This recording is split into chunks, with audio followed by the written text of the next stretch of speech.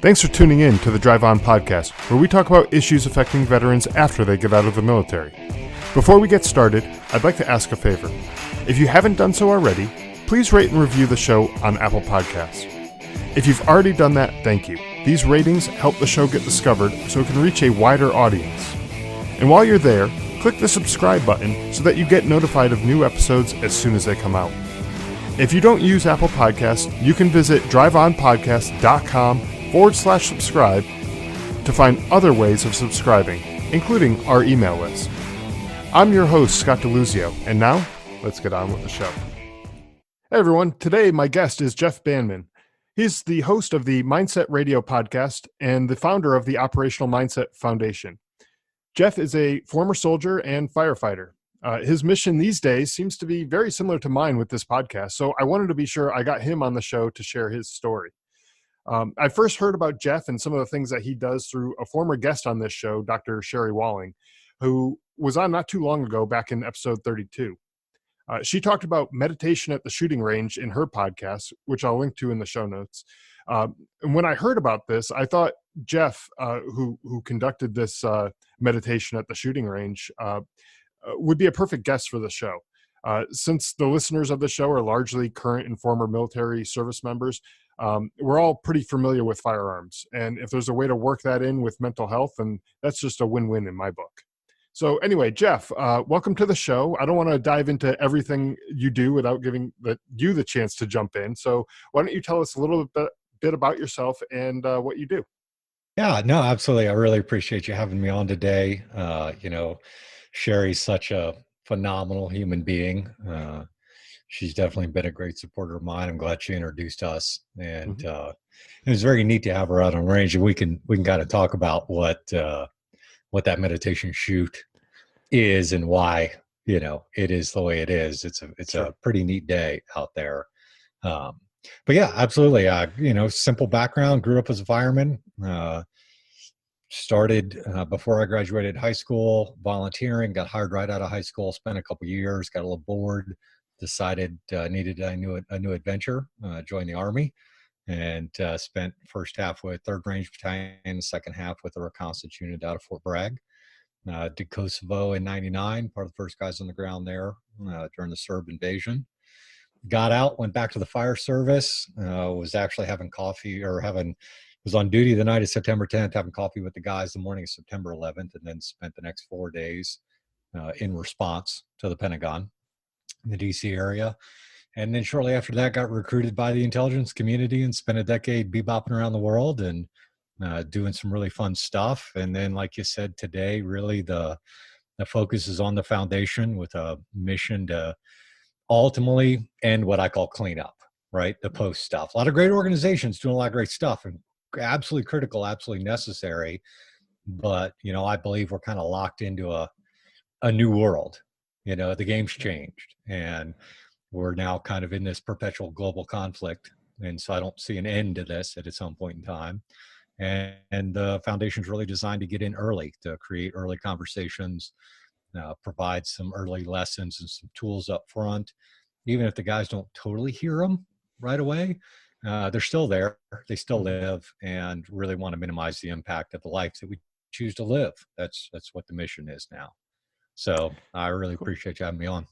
Yeah, absolutely. So let's take a step back up a little bit here and talk about the journey that you took to get to where you are now, running the Operational Mindset Foundation and the podcast. Obviously, you were a soldier, firefighter, and but did you, I don't know, just wake up one day and decide that this is something that you're going to start doing? Was it a gradual process to kind of figure out what you're up to, or was there some trigger that kind of sparked your interest in this line of work? What did that look like?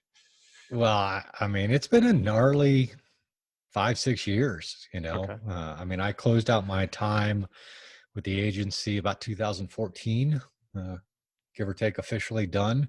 I was running a company, doing a lot of the human performance work and human behavior stuff that I did in my last couple of years at the agency, doing really well. Decided to exit out of that. And then I kind of wandered the earth for a couple of years, really trying to figure out who I was. And then actually some of the group that I got, where I met Sherry and got involved in some stuff, it was, this has been a personal journey, a professional journey. This wasn't an overnight thing. I've resisted the idea of a nonprofit for a long time. And actually, to be honest with you, I went away from the community for several years. I was kind of tired. I was a little frustrated by it. I was a little annoyed by the community, and I didn't really like what I saw going on. And, I kind of ejected myself from the community for a little while. And I introduced myself one day, and a guy I really respect, business guy, very sharp, gray beard. He pulled me aside after we did our thing, and he looked at me and he said, "Jeff," and he's Australian, so he's got the accent, right, to back the statement. See, I'm not going to attempt to to mimic it, but he said, "Jeff," he said, "never again minimize your background." And that really sat with me. And that, I think, was like a shot to me that I'd kind of gone away. I'd tried to be somebody else. I'd really kind of tried to shut down who I'd been for basically my entire life. And then I was challenged to look at what was important to me. I was challenged to look at, what do I want to leave behind? What really matters? And I got invited through some other sources kind of back into the community. We were talking about the operational mindset course I wrote years ago, looking at mental performance, and and I kind of started to peek in and see that we just hadn't made the progress we should have made. And so, that's where it kind of all started to fall into play for me. And, I believe firmly through the work that I've done, the interpersonal journey and the self-work that I've done, you can be the baddest mother out there, right? You can go out and execute and perform your mission or your job to the extreme when necessary. And you can come home and be normal and actually embrace this whole other side of your life. And so that knowledge, that awareness, that insight really is what the driver is behind the Operational Mindset Foundation, because it is about putting guys in the condition where they can operate at their very best and then come home. And men and women both, right, across the board. I say guys as a term of endearment, so it's speaking to everybody, but it's like that's what it's about. That's the essence of it. Yeah, no, that's a great kind of backstory to your journey and figure out how you came along and came up with this foundation and everything. And I think a lot of what you do and what I'm trying to do with this podcast are very much in line. Ultimately, I want to help the service members, the veterans who might feel like there isn't any hope for them, but more importantly, I want to try to reach these people before they get to that point. And obviously, once someone's at that point, it's good to get them the information and the strategies or resources that they need to get themselves out of that, which we do with the podcast. But, ideally reaching them beforehand is even better. That seems like, exactly what you said, what you're doing with the foundation. You're going out to these first responders, the police, the fire, EMS, and what have you, before there's a tragic situation that they don't know how to handle. Or just even mid-career, right? Just the constant, persistent stressors. I mean, I think, I think we get labeled very quickly as having PTSD or having this or having that. And we've had big conversations about it. And I think there are other subtle factors that impact us that like to get labeled a certain way. And, those are factors we can really manage and mitigate. Chronic stress exposure, really kind of the long-term wear out. I mean, we've been at war now for 20 years and as of, this recording, it ain't going to stop anytime soon, obviously. Right. So, that chronic exposure, that chronic on, right? That state of always being turned on, always being available, always being ready, and it comes in the fire service, and it comes, if you're a, excuse me,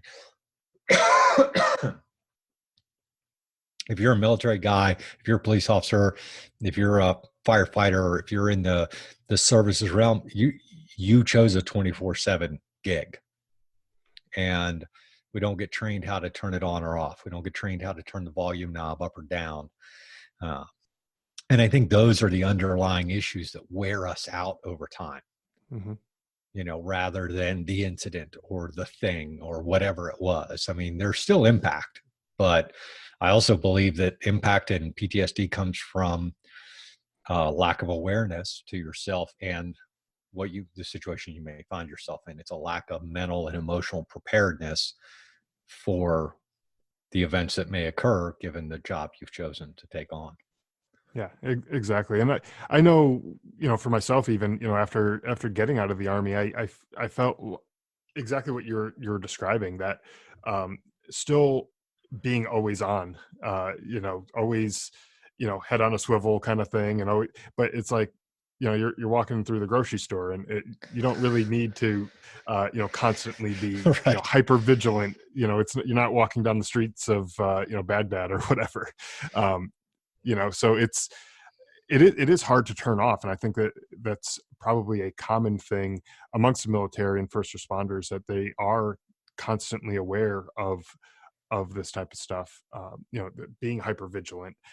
And it is a hard thing to turn off. So it's, a great thing that you are doing to, kind of teach people how to turn that off, to come home and be with their families, talk to their wives and their husbands and their kids and everyone else, their neighbors, without being this super intense,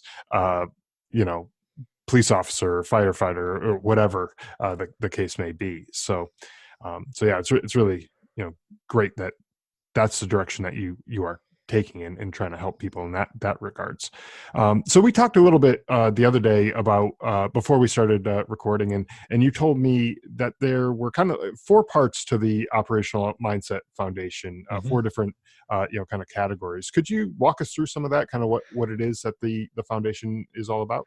Yeah. So first off, clearly is Mindset Radio, the podcast, which is out on all the platforms. And I think it's a neat opportunity because we get guests both from the community and then way outside the community, like Sherry Walling was on, Phil McKernan. I just had Jordan Harbinger on at the end of the year.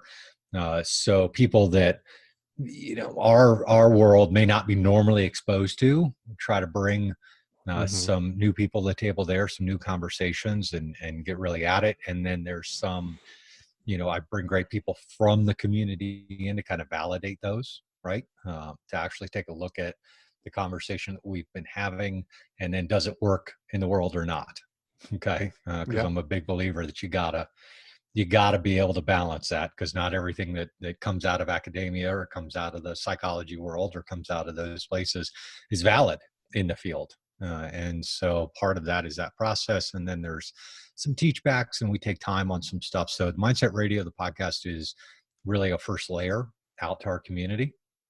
The second layer is the training programs that we offer to departments and to the military, where we're able to go in, provide the operational mindset programs, which really, balances resiliency with a higher level of operations and looks at performance factors. And so there's a variety of coursework there that we're able to get out through stuff privately funded and partnerships, and get out and deliver that. And then, the next parts are, one of the critical parts that we're going to be looking at later this year is kind of a trainer program that, is the 4th element's kind of tucked aside. But then the other big pieces are the experiences that we create. So, i.e. the meditation shoot.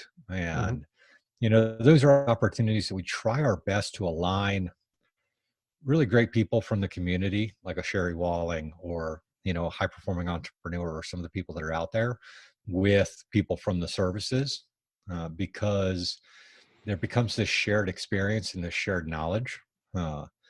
And it kind of begins to unify some things for people, rather than just being isolated in, just the one shared experience. I'm a cop, I'm a firefighter, I'm a service member, whatever it might be, gets them outside their comfort zone, but then also really deals with feelings of safety and breath work and anchoring yourself in the present. And it's a pretty gnarly event. You don't walk away not having had a fairly significant experience out there. So that's the foundation. That's how we kind of work, and that helps us raise money and continue to do what we love to do. Yeah, no, that's great. Again, I'm really glad that this is something that you're doing, because I think it's something that's definitely it's a missing piece, I think, in the whole equation. I don't know of many other organizations that are handling these types of aspects of mental health before they're needed. Giving people the tools to work their way through this stuff before they are exposed to the years of patrolling and years of rescuing people out of burning buildings and combat and everything else. A lot of it is reactive, that I've seen anyways going on, or it's death by PowerPoint, right? Or it's like, exactly. Okay, we're going to talk about resiliency today. I've got to go take my quarterly resiliency class and sit in, and click through slides, and which I'm not really going to get anything out of, because the person talking has no idea what my life is like. And so I think that's a big difference for us too. Yeah, absolutely. And we've all sat through the death by PowerPoint, trainings and gotten nothing out of it, but they check the box and they say, well, we've done this. It's, you're now resilient. You're now resilient. You have the skills you need, and, go on and go do whatever it is that you do. Yeah. And, that just doesn't work, No. As a proactive type of measure. Now, one of the cool things that you that really got my interest that you started talking about a little bit is the meditation shoot, and the reason why that was the thing that kind of piqued my interest when I heard Sherry talking about it on her podcast is because excuse me. Is because, like I said before, a lot of the people who listen to the show are either current or former military, very familiar with firearms. And so to some people, there's that maybe fear of firearms. They're big, big, scary things. They make loud noises. They could potentially be dangerous if they're not handled properly. And so people could be afraid of them if they haven't been trained on how to handle them. But that's not really the case with people in the military, because they've had the experience with firearms. So I feel like that kind of like eliminates the barrier to entry to get military members in to doing these types of shoots, even veterans. And so I'm interested in kind of how that works, and in term, not just we go to the range and we shoot and that have a great time or kind of thing, but what is it that makes this kind of unique, and what makes the shooting aspect either therapeutic, or what helps people by doing this kind of meditation? Yeah, I mean, I think you have to understand, we've had people that have never touched a gun before in their life. Mm-hmm.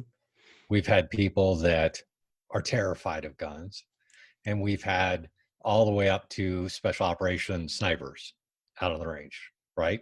And so we've run the gamut of people. And it's always interesting because, fundamentally, the time on the range in this context has absolutely nothing to do with shooting,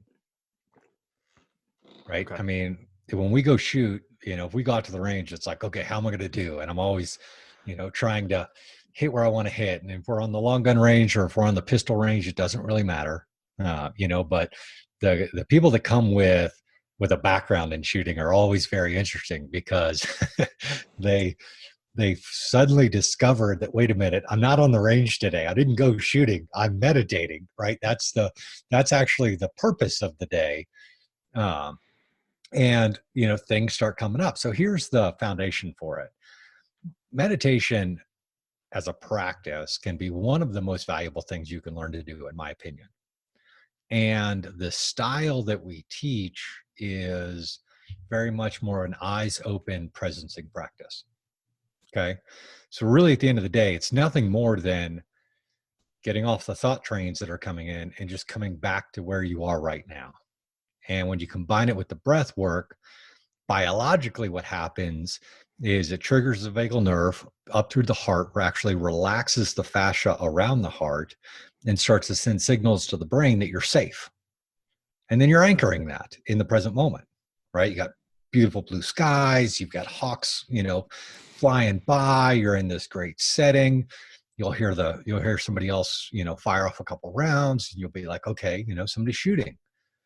And you get into this state where you are extremely calm and extremely present, and your body is relaxed because it is finally feeling safe. And then you come over to the gun. And the gun is going to present whatever the gun needs to present to you. And so, if you're too hard on the trigger, right? If you're not paying attention to the simple resistance of the trigger and meeting the resistance where it is and pushing, and driving through that shot, then you're going to miss, right? If you're shoulder into it, or if you're moving, or you're not settled, or you're not following the process, then you're going to miss. So there's all these things that come up, and what you actually get an opportunity to understand is the complexities of time, and that, even shooting a gun, you will almost get to a state where you feel trigger, release, hammer forward, hit the primer, right? Ignite the powder, explosion happen, and the round actually leave the barrel, right? You'll actually begin to experience that in elongated state. And it's very cool because so often in life, right, we just jam everything together. It's press the trigger, bang, that's it. Right. And then, we deal with perspective and perception, and then conditions, and really being present to what's taking place. And it has, very few have walked away dry-eyed by the end of the day. And it's not because you're crying at something. The balance of it triggers a release in the system where you finally feel safe, and the body's just releasing built up anxiety, built up stress, built up things. And, you may laugh hysterically, right? All the way into tears. You may just dump and cry, and that's okay, right? That's all part of it. But you walk away with a sense of time that you've probably never had before, and then a sense of presence that you've never had before. Wow. I was not expecting that would be kind of the outcome from this. And that's, I think, pretty amazing that it's as powerful as it is. So how are people then taking away from that and applying it to their daily life, whether it's their home life or their work life, whether, whatever it is that their job is, because obviously we don't all have, shooting ranges in our backyards to go and just meditate every day. Right. And so, how are they able to go through that kind of practice, come away with whatever it is that they come away with, and then apply that to their daily lives? I think that's the interesting thing, because, the meditation practice can be done kind of anywhere, anytime, right? And we give you the tools to do it in a designated time, in action, right? It's kind of what you see is the distinct styles we teach. It's kind of an always available thing, right?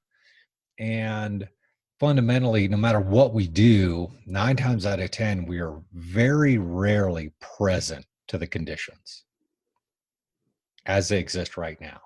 Okay. We have a lot of expectations we put in place.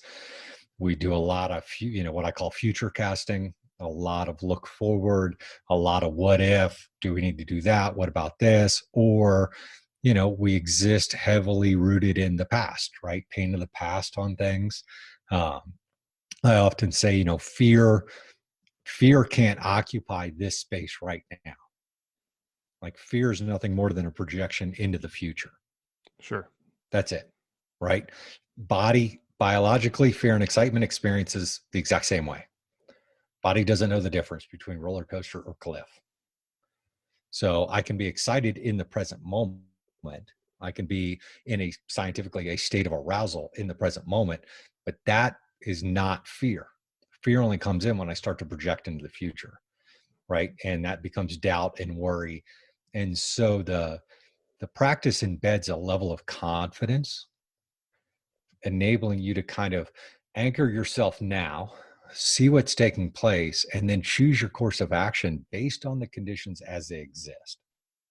And so the meditation practice you take with you, right? The meditation practice you integrate into your daily life. And that may be 1 minute, that may be 2 minutes, that may be 5 minutes. It doesn't have to be an hour, it doesn't have to be all day.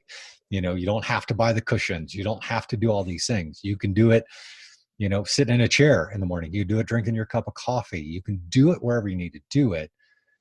But really the takeaway is the ability to anchor yourself. Okay. Because we're rarely here, and that may be, you know, interactions with our spouses or our children. You know, if we're frustrated, it's probably because we're anxious about something, or we're dealing with something that happened, right? And so that's where, and then, you know, when you hit a target at 1,000 yards and you hear it ping, right, and you hear the sound travel back to you after a few seconds, and you just you begin to experience like real satisfaction because you're present to what the result you just produced. And in our world, you know, we're great at beating ourselves up. We're great at, you know, not good enough. We're great at, I can do better. We're great at all these things. And rarely do we allow ourselves to have a victory that we produced, right? The confidence that I didn't pull the trigger for you, you did. I didn't read the conditions, you did. You know, the only reason why that round hit that target at that distance is because you were here and followed the process and made it happen. And so there's that success that comes to with it. Yeah, that's a good way to tie it together too, with you know, that visual or audio you know, impact of the round hitting the target, and you know, saying, you know, that trigger that says, yeah, I'm doing this right, I'm doing something right here. And so that's probably helps to boost the confidence a little bit too, in terms of you know, letting them know that, yeah, this is working, this is something that, you know, I'm present, I'm in this moment, I just did this because I followed all of these steps and I did the thing the right way. So that's pretty good too. The other thing I wanted to kind of dive into a little bit is the resiliency training. And I know we touched on that a little bit earlier and said, you know, you can't just do, you know, the death by PowerPoint and you know, do that type of stuff. What does the resiliency training look like? You know, and not giving away your, you know, secrets or anything, but what does that look like in terms of what are people going to walk away with to be more resilient? So when something happens, or when the 10 years or 20 years of service are catching up to them, what are they able to kind of take away from that? Yeah. I mean, I think the core aspect for me around resiliency, which is kind of this big word, and has been created as kind of this act, right? That you do something. And in my world, I think that's absolutely not the case. And so, you know, in the programs that we teach, we do balance. We balance this operational capacity with the rest of our life, right? And so you see through the programming that it all kind of aligns, right? I can't be all the way great over here and not care for this other piece of me. And so really there's two factors that we hammer down on consistently, and then demonstrate and then train and then show how they come about. The two factors are one, understanding transitions and how transitions work. And so, we all have natural and normal transition points throughout the course of our lives. Maybe that's going to work or coming home. Maybe that's taking a lunch break, or maybe that's, moving from one spot to the other, whatever it may be, right? Transitions are great entry points for the action, and the action is recovery. Okay. And so some of the things we talk about are kind of states of being, like what state am I in? Okay. Rather than what I'm necessarily doing, where am I physically, mentally, emotionally in this moment? And the core aspect that we teach there is how to be recoverable. Right. And so we break down what that looks like, what being recoverable looks like, because if I can be recoverable, right, IED goes off, bang, I'm still going, holy shit, we got hit by an IED, which means I have a course of action I now need to take. Okay. Right. Yeah. And so, but if I don't recover from that moment, if I can't breathe, settle, and get really present to what's taking place and recognize that now the IED is over, right? That's in the past. That's done. Went bang, we're on our side, rounds are flying, whatever's happening is happening. I need to get present fast. And I can't be stuck in the, oh shit, the IED just happened. I now have a course of action I need to take. Care for the people that are wounded, engage the enemy that, may be ambushing us, whatever's happening, right? I need to move forward in action. I can only make that transition if I can recover from what just happened and get present to the conditions as they exist to see the actions I need to take. It's the same thing walking in the house, right? You walk in the house at the end of your shift, at the end of your time, and, kids are flying at you, wife's yelling at you, or husband's yelling at you. And it's like, you either go, bull in China shop right into it and you add to the chaos and the problem, or you settle yourself instantly, breathe, look, see what's taking place, and then choose your action based on things as they actually exist, not as you think they exist or as they should exist. Right. Right.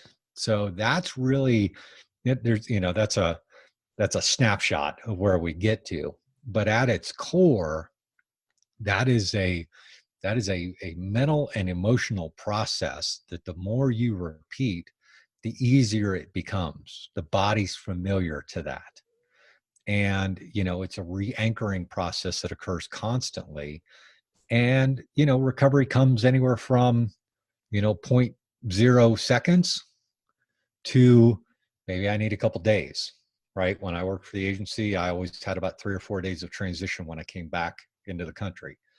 And I had to be in the DC area to do my outbriefs and stuff, but I would I would treat myself to a nicer hotel room, would have a nice dinner, right? I mean, right. I would take care of myself. Before then, I went all the way home to be with my family because I needed that decompression time, that source time. And, as service people, we don't take care of ourselves, period. Right. Yeah. There's no more to that. We just don't. We don't. Right. We don't. And I was actually talking to somebody a couple of weeks ago whose son, unfortunately, so he was a soldier and he lost his battle with his mental health struggles, and he just never really kind of transitioned. Yeah.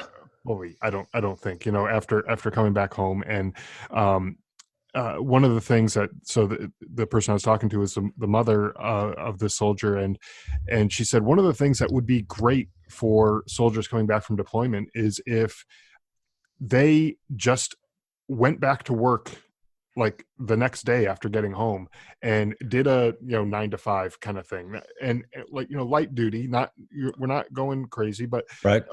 We're not going out to the field training. We're doing the admin stuff that needs to be done, and we're doing all that kind of stuff, but we're also checking up on each other, and we're making sure that we are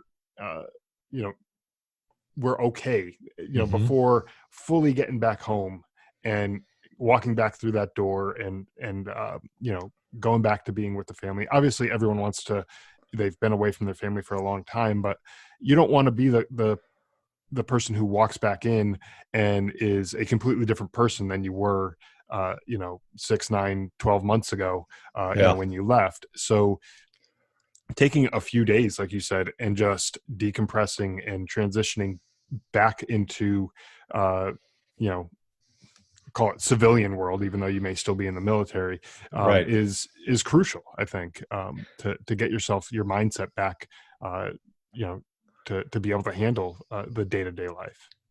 Yeah. I mean, and I think it's just, there's a place where, we'd often listen, depending on where you come from and what unit you serve in and kind of the context why you joined the military, I've always said it's much easier to operate in the world. Mm-hmm. Much easier to be at war than it is at home. That's just For sure. Yeah. People don't like hearing that. I hope there's a lot of people nodding their heads right now. But spouses and families, they don't like hearing that. Mm-hmm. There is this freedom that comes with operating in the world, with doing your job, with being the best you can be, with being with your people, right? Mm-hmm. And when you come home, you're not there anymore. And everything at home kind of feels like a nuisance, if you will, almost an annoyance. And then we make ourselves feel guilty that we're annoyed because we've been away. And the entire time we were away, all we really wanted was to be home. But now we're home, and all we really want is to be back. And, and so those are the fractures, right? That if we don't address them, if we don't have the conversation, if we don't validate it. I mean, 9 times out of 10, a lot of what we do in our speaking is we just validate the shit going on in your head. You know what I mean? Yeah. Like yeah, dude, I would rather be at war than at home a lot of times. And it's okay to feel that way. Right. Yeah. When we start making ourselves wrong for feeling that way, when we let shame creep in, when we let doubt creep in, when we let those things creep in and we don't just accept who we are and we don't communicate it that way, does that mean I'm getting on a plane tomorrow? No, but just being able to speak it out loud and say, it's a lot easier there than it is here. Mm-hmm. Being able to say that and have the freedom to say that and speak into what's real for us is so important. And I don't think we get to do that. We just don't get to do that. We have to be, all right, we're home now, Dad's home, and now Dad's got to give Mom a break and take care of the kids. And, I just spent 3 days on the side of a mountain in Afghanistan getting bombarded.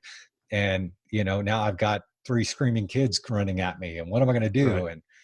And man, I just want to go back, Yeah. And I think, so I'm one of the people, I'm sitting here kind of nodding my head, the way you were saying. And, I've seen, I think I'm in that camp because I've seen a lot of people who have expressed that very same kind of sentiment, where they just feel like it would be easier to be over there. And it does sort of make sense. There's very clear rules of engagement. There's very clear expectations for what your job is. When something pops up that's unexpected, chances are you know how to handle it because you just probably shoot at it and until the problem goes away, right? And you come back home and every day is unexpected stuff happens, and it could be little things too. It could be the kid spilled something in the living room or whatever, and it's just, okay, now what do I do and how do I handle this and how do I deal with the kid who's jumping on my back while I also have to be helping out around the house and doing all these other things. And it's a lot of unknowns. You wake up every morning not really knowing what's going to happen or how to handle it. Well, that, and then you have to couple that with the biology. So you are locked into a biological state of readiness, mm-hmm. of, shoot stuff, of like command and control and make things happen. You are biologically there. That's not a mental process. That is an internal biological process that this is where the chronic exposure comes in, right? You are you're, set in a distinct brainwave pattern for an extended period of time. That just doesn't turn off. You don't flip a switch and have that turn off. And so, these recognizing that, right? Recognizing that it's like, okay, because the reason why you feel like you want to be back is because your body is still in that state and it's looking for an environment to match, right? It's, I feel like I'm on and ready and looking and moving, head on a swivel. And this environment doesn't require that right now. So let me go be where that is required. Right. What we have to do, and this is part of the resiliency and the recoverability and these things that we talk about, what we have to learn how to do is recognize, okay, I need to give my body a chance to actually rewire itself. I need to give my body an opportunity, my biological system, my central nervous system, an opportunity to calm down, because it's still running. I may logically know I'm home and everything's okay, and I may want to be home and be with my family or be with my friends or be normal, quote unquote, right? But my internal system is so spinning and so dysregulated and so wired for this other world that I can't align those two. And then I don't belong. And then it's better to not be here. And then it's better to be somewhere else. And then if I can't be somewhere else, where do I go? And Right. then I'm failing everybody around me. And then ultimately, then I just don't need to be here anymore. Yeah, absolutely. And I think a lot of people might just, like you alluded to earlier, just feel guilty that that's how they feel. And you can't change how you feel about something necessarily. And you just need to, like you said, accept it and kind of work through that situation. So, I talked to another guy on the podcast who I served with, and it sounds like pretty similar to kind of what you're talking about. And he found the outdoors where he would go outside, and that became his gym, his church, his therapy sessions and everything. He would get outdoors, he'd go for a hike, he'd go on a bike ride, or whatever it was that he was doing, and that allowed him to kind of transition from whatever that situation was that he was in to the next situation, and allowed him to kind of turn that off. And I think that's something that a lot of people, especially coming back from a deployment where you're on every single day, 24/7, but even, police, fire, EMS, where they're on, all the time too, where they just don't really realize that there is that transition, and it's okay to kind of go through that. Yeah, you gotta give grace to your system to catch up, right? I mean, it takes a lot to, going through the training, going through developing yourself to be an operator at any level, right? Requires biological impact, requires traumatizing the system to be really good. Just point blank. That's all it is. And that trauma then develops a heightened sense of awareness and capability and all the great things that make you great in that context. FYI, it doesn't do shit for you at home. You know what I mean? Unless somebody's breaking into your house. Exactly. Right. So this is where the conflict comes into place. And this is where the gap is, because you can't talk your way out of this. You can't talk your way out of a biological state. It's not going to happen that way. And some people will, Sherry may even argue with me some of that, but I don't think so. I think we've had enough discussions there. Therapy's great, right? There is a reason for it. Yeah. And there is a reason it works. But ultimately, you have to give yourself the grace to say, wow, it's almost like another person inside you. And you have to let them spool down. Right. And so that's why the range is great. That's why some of the things that we teach in the programming that we deliver, I believe, are great, because they're all tools that help you regulate that central nervous system, that enable you to actually give some attention to what's taking place, not make it wrong, just is what it is, and then re-regulate yourself back to where you are now. and then you can upregulate when you got to go back. Right. It's not like if I give this up, it's gone. I promise you. Yeah. I promise you're not going to, you may choose to do something different once you understand how to regulate, and that's okay, because that's a personal choice. Mm-hmm. But I promise you, as a human being, you can upregulate yourself and go right back to doing your job, and right back to being, a badass mofo or whatever it is you do. That's not a problem. It's Right. not like you have a choice, one or the other. And I think we feel sometimes like it's either this or that. And it's not that way. Yeah, it's not that way. Yeah, absolutely. So, Jeff, this has been a really great conversation. I wish we had, hours to continue the conversation. Sure. Because there's a lot of good stuff here. But we are coming up on time here. So, could you tell us where people can find you and find out more about the Operational Mindset Foundation, your podcast, and everything else? Yeah, absolutely. Pretty easy. You can go to opmindset.org. That's opmindset.org. The information on the foundation is up there and available. You can also go to mindsetradio.com. That's clearly the website for the podcast. The podcast is out and available on all the major platforms. It's Mindset Radio, so you can just search through there or hit the website and link through to subscribe. Those are the two main sources. Facebook, I believe we're Mindset Radio Podcast on Facebook, where, you can just search through Mindset Radio, the Operation Mindset Foundation on Facebook, and then Instagram, we're just Mindset Radio. Twitter, we're like Mindset_radio, all the goodies. I'll send you the links to them. Yeah. And I'll have all the links to all of those in the show notes too. So anyone who's looking to find that, you don't have to, if you're in the car right now, don't get into an accident trying to jot this stuff down. The links will be there. Yeah. And one of the things I like to always leave is to make sure people know is I'm pretty accessible. Okay. I get messages all the time. I reply. I do my best to reply as quickly as possible, but if you give me a little grace in that. But I've had people reach out all the time, share what's going on. We can hop on the call. Like I do, my commitment is to be available. So awesome. I want to just make sure your listeners know that.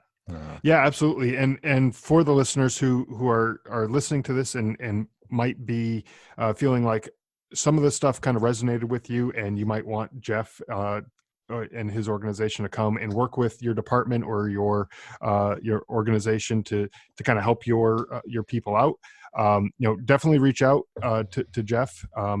This stuff is not is no joke. I mean, it works, and it's going to help your department ultimately. If that's something that you're looking into. So definitely reach out and give Jeff a call or shoot him a message. I'm sure he would love to work with your organization. So thank you, Jeff, for being on the show. And like I said, all these links will be in the show notes. So, you can reach out to Jeff there too. All right. Thank you.